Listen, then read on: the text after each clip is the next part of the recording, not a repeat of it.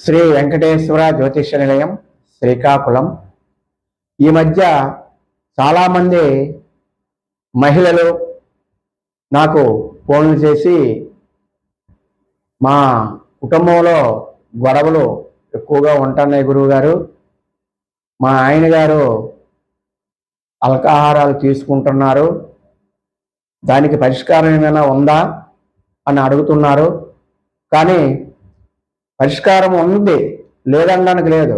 కానీ మీరు దాని తాలూకా వాళ్ళ తాలూకా విపులంగాను మీరు డేటు, టైము, సంవత్సరము, నెల ఇస్తే దానివల్ల ఏంటి ప్రాబ్లం వచ్చింది, ఎందుకు ఆ మందుకి అలవాటు పడిపోయారు, అది ఎలా నివారించవచ్చు, ఏం చేస్తే నివారణ అవుతుంది అని నేను చెప్పగలను.